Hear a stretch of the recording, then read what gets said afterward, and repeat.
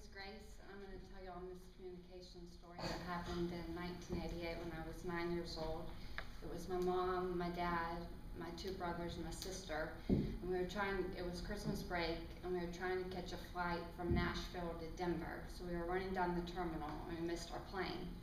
So my dad, God love him, decided to pile all of us up into the station wagon and take a road trip from Nashville to Denver. Well, things were going smoothly. We were singing songs, playing games, yada, yada, yada. And then we came to a snowstorm, but we kept driving. We needed gas. So my dad pulled off to the gas station, and unbeknownst to us and to him, he wasn't paying attention, and he put diesel in our unleaded gas tank. So we pulled out, and a few miles later we broke down. Now my mom got out to see what was wrong, and the minute she stepped down, she fell, and all we could see was her head. So we knew it was a big snowstorm. So my dad had one of those, in the 80s, they have those car phones that are connected, the cord's connected to the car. So he called our AAA service and asked for a truck driver to, tow truck driver to come out and help us to a service station.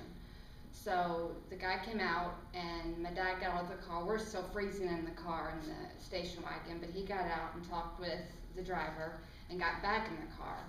The next thing we know, we are driving 70 miles per hour backwards. Our front wheels are on the ground, and our back wheels are connected to the tow truck.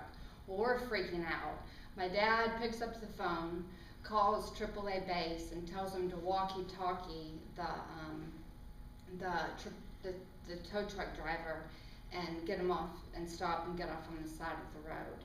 So that happens, but meanwhile, while that's going on, that process, my dad pulls out the Bible to comfort us and starts reading, "Though I walk through the valley of the shadow of death, I will fear no evil." So I think I'm gonna die. You know, I'm 9 years old, we're scared to death, we're cuddled, we think we're gonna die.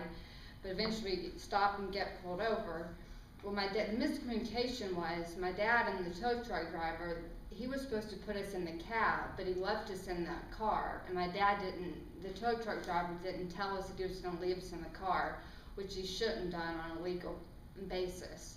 So we all crammed into the cab and got into the service station, and eventually got to Denver and had our Christmas break. But what I would have done different as my father is made sure and communicated with the tow truck driver that we should be in the cab, and the tow truck driver should have known better. So it was scary then, but now it's like Christmas Vacation with Chevy Chase. We laugh about it now, so because everyone was okay.